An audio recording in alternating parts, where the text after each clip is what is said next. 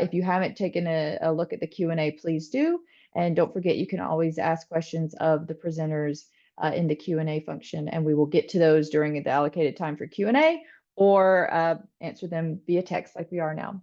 But with that, we're going to go ahead and move into the second set of sessions for the day. And I'm going to let Katarina introduce Chris.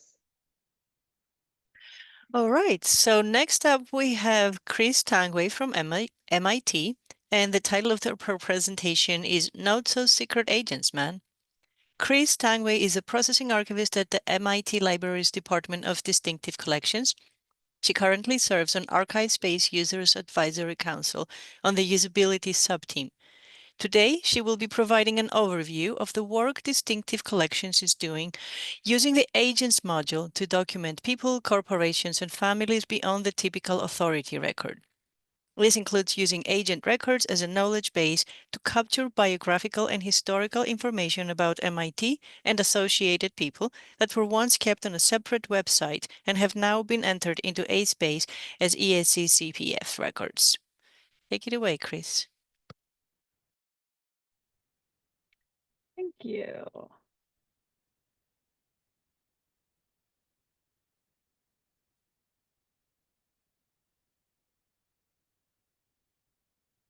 All right.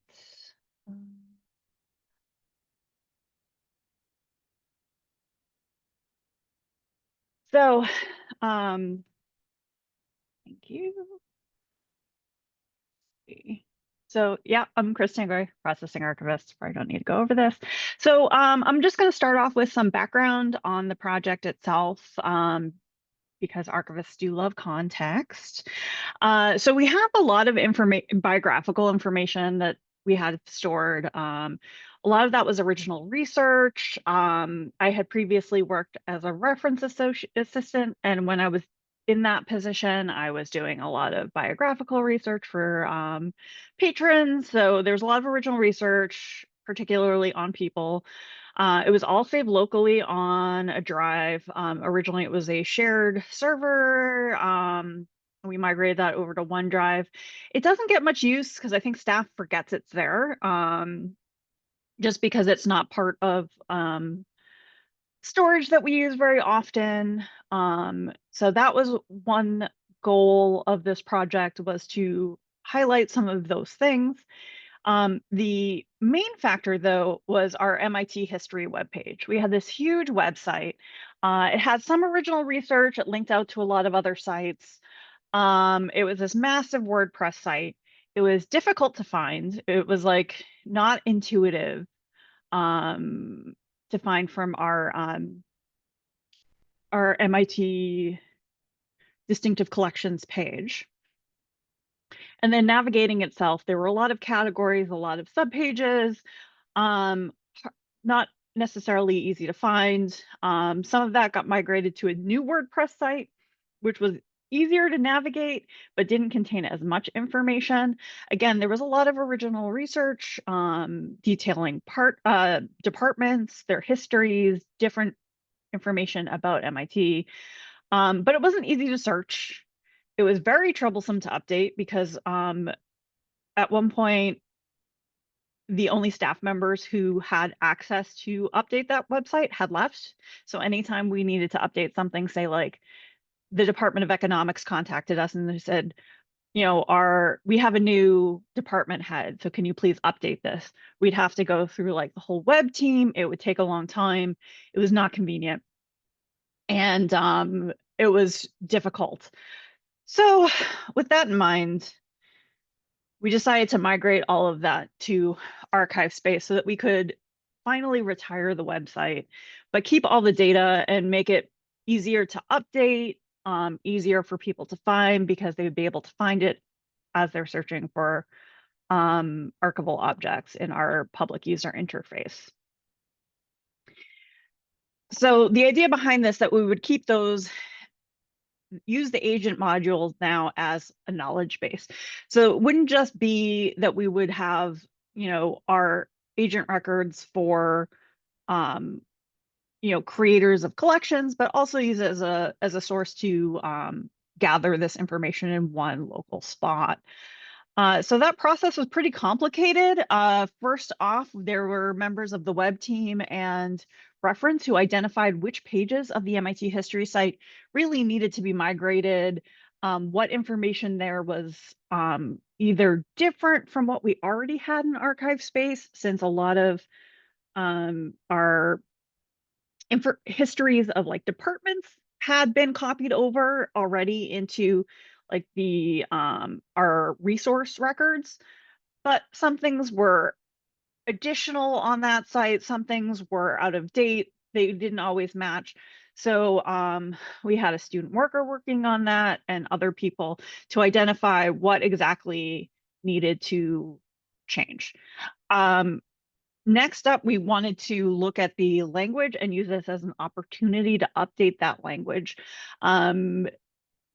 We had done some previous work to update our authority records and our subject headings to bring them up to date during some metadata remediation at the beginning of the pandemic, when a lot of people were working from home. This was another opportunity to really make sure that the histories we had matched our style guide and matched our newer guidelines for inclusive description, and then ultimately publish all of these new agent records to our public user interface. So yeah, in terms of identifying, we wanted to see what we needed to keep, what was duplicated, what needed migration, and that was all done by student workers and members of the reference team. We found that there was a lot of information that could be moved over. And so that was generated into a spreadsheet that we were able to work off of. Ultimately, so we determined there were 45 websites on the website from the MIT history that needed to be captured in some way. That involved adding 133 people or updating 133 people records in ArchivesSpace and 140 corporations, most of which were actually just departments of MIT. So in terms of updating, we wanted to make sure our language, again, was that we were using inclusive description, that we were making it as clear as possible. Another thing was we were trying to bring down the reading level of some of our description, because a lot of things had been written at a very high level. Some of it used a lot of run-on sentences. So this was a chance to really like see what we had and really go through it in a way that we hadn't been able to do that before. So with this work, we had a comprehensive set of guidelines that we had created before this started, and we were working off of that. We wanted to make sure all of the information was up to date, so it wasn't just moving over what was from the website, but also looking at making sure that things were up to date.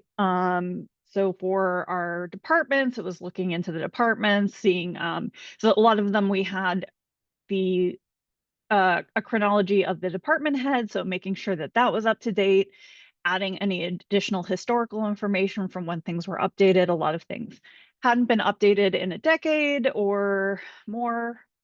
And then also just checking to make sure that we had the authorized name forms, because sometimes we didn't.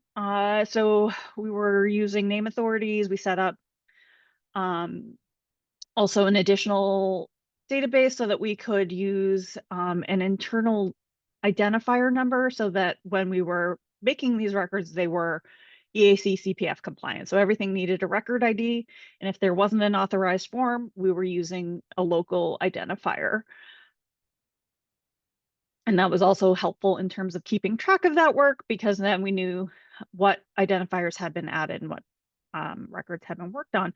So in terms of the update work, I mentioned a lot of that was done by interns and then overseen by the processing team. We had started with one 60-hour internship and then did most of the work with 2 concurrent 60-hour internships and 1 130-hour internship. So I just want to acknowledge all of our wonderful interns that did this work: Jen Albinson, Allison Hertz, Anson Martin, and Jack Neatley. So a lot of this work is still being checked and updated. It's an ongoing iterative process. And in terms of the biographical information that wasn't from the MIT history site, that's still a slow going process since this wasn't identified as part of the internship work. It may be a part of a future intern project, but we'll see. So next was publishing the items to the PUI, which had their own challenges. So just want to show you first an example. So this is this actually is one from our biographical files. We had I created a detailed biography for Pauline Morrow Austin, who was a worked in meteorology, taught at MIT briefly, worked in the radiation laboratory. So created fairly detailed biography, really delved into connections in terms of relations. And this was a big part of those interns' work, was creating these connections between, you know, people in the departments they worked for, earlier iterations of departments, and creating, you know, a detailed web of this information. We tried to add occupations for anyone that we added, and topics as well. In this case, she was an alumni, so we have that as a topic. Tried to add dates for work. For example, she worked at the radiation laboratory. You can see over on the right from 1941 to 1945. And that actually ended up creating a lot more agents, because as we saw things in the biography, if we didn't have a related agent, we had to create them. However, this does show one particular problem. For name forms, we've noticed that the usage dates don't display where they should. So in this example, we have Pauline's maiden name, Pauline Horton Morrow, which she used from date of birth to when she got married in 1941. And that is not connected in any way. So that can be a little confusing. We have some examples where there's a lot of that. There is a ticket though. So if you want to follow it, it's ANW-1811. It looks like it's going to be ready for implementation, so hopefully it won't be a problem for long. Another example here, we had a lot of information done by a student, done by an intern actually, researching the incorporators of MIT, so the people who originally signed on to found the institute. Most of them were not listed as agents already in ArchivesSpace. They're only connected to the actual active association that is in one of the collections. So there's a number of these agents where we have this detailed biographical information that had been compiled, and there wasn't a place for it to live. In this particular case, this guy was an original member of the corporation, but not all incorporators were. I just want to highlight for this, what we did do was add some contextual information. So for all of the incorporators, we added this text saying this biographical sketch was originally researched and composed during the summer of 2017 by Alexander Bush. In addition to basic biographical information, some sketches include ancestral information and evidence of connections with the Atlantic slave trade. This information was revised and adapted for ArchivesSpace by Jen Albinson and Chris Tanguay in the spring of 2024. This research was done in conjunction with a class at MIT called MIT and Slavery that really delved into the roots of MIT's connection to the slave trade. So, you know, some of these people received their money from, you know, involvement with businesses that benefited from the slave trade. There were people who were listed as abolitionists, and people who were enslavers. And because we have really rethought some of our language, some of that had to be updated. in terms of like the words we used instead of like slave owner, we used enslaver, just to bring it up to date. So another part of this was actually using the subjects module to create a landing place to connect all of these people together. So we had 37, well, actually, I think it's like 36 people and one collection, one archival object that was connected to the active association.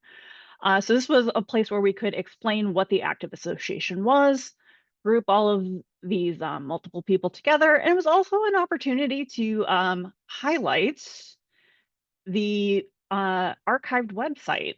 So the MIT history website that initially listed all of these incorporators actually included photographs, which is something that we haven't brought to our ArchivesSpace side. You can now visit the link to the site that we have on Archivit. So you can view that, you can view the different iterations of it, and that's a way to bring those things in. I am going to now switch over.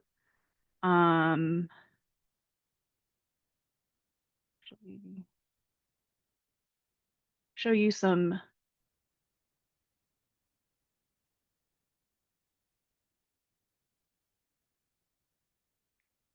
other examples. For example, this is Robert Robinson Taylor. For some reason, I have trouble saying that all the time. This was a site that we spent a lot of time really working on. Robert R. Taylor was the first Black student to graduate from MIT. He received a degree in architecture, went on to be faculty at Tuskegee and built some buildings there. And so we spent a lot of time really reworking our biography of him because we had a biography, but it wasn't as detailed as it could have been. And we really, tried to update the language because he was the son of an enslaved woman and an enslaver. So we were really careful about the language there, did a lot of updates, added a lot of related names in terms of, his association with the Tuskegee Institute, associating him with his graduating class of 1892. He's a member of the Architectural Society. We used the related external resources to point to a lot of things that we had linked to on the MIT history site. So, a copy of his thesis in our online repository. This site here from Tech to Tuskegee, which was a history done by Clarence G. Williams, who was at MIT as special assistant to the president and did a very large project of technology in the dream, which covered the experience of Black students at MIT. So fairly detailed history here that we took some information from, but also this includes more information, more pictures. This was a site that also was archived when we did take down the MIT history website, but you can still access. So that is one thing there. We have all the citations for his information. And he's one of those people that we have a lot of information on, but we don't actually have a collection of. So we use this as an opportunity to highlight where we knew there were things in the collections that maybe he wasn't necessarily called out in, information about exhibits, the fact that he was in the class of 1892 photograph album, information about exhibits we had at the museum, and a simulacrum of his diploma that was made by our conservation laboratory. This was also another place where we could keep that information. Another one of our prominent alumni that we highlighted was Ellen Swallow Richards, again with the difficulty with the usage names because we have both her married and maiden names. Another opportunity to highlight her relationships with other people, such as John Morse Ordway, who directed the Women's Laboratory alongside Ellen Swallow Richards.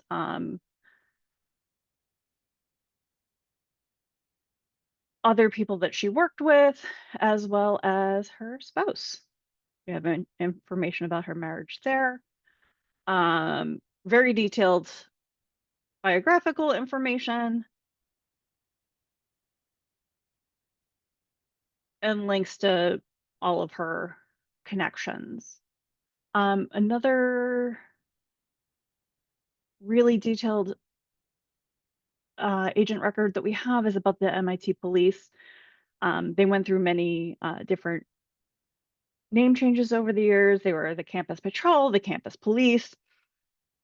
So these are the variations of the name forms as the MIT police, but we also have, oh, this one doesn't link to the earlier versions. I think the other sites haven't been updated yet. But, you know, big historical note going from its existence as the MIT security force to campus patrol to campus police. Chronology of the official names, of the office locations, heads of the department, along with their titles. And we actually have a very small collection of police records, and most of our material is actually related to the Sean Collier Memorial Collection. For those of you who don't know, Sean Collier was a member of the MIT police force who was murdered during the aftermath of the Boston Marathon bombers. So we have a fairly large collection of the impromptu memorial that sprung up where he died. And then we also have, this is a place to have our ongoing information for our capture of the MIT police website, since we are archiving our a lot of the Institute websites. I'm trying to think if there's anything else important here. Chris, Chris, I'm going to give you a 3-minute warning on time and let you know you have 2 questions already in the Q&A. Okay, so yeah, I'll just switch back to the slides. So I'm pretty much done. So just quick credits. The presentation template was by Slides Carnival, icons by Flat Icon. And if you have questions, you can find me at my MIT email address. I'm on Blue Sky and on LinkedIn. Awesome. Thank you, Chris. Those were the most like complete agent records I think I've ever seen. That was fascinating. So we've got 2 questions already in the Q&A, and we have a few minutes for those. Megan asked, you said that you're using a different database to create unique IDs for agents. How much information are you putting in that database? So for that, we're just capturing, like we have a sequential series of numbers, what the agent name is and what the link is to the URL for the agent record. It's more of a list than any sort of detailed information. Gotcha. Thanks.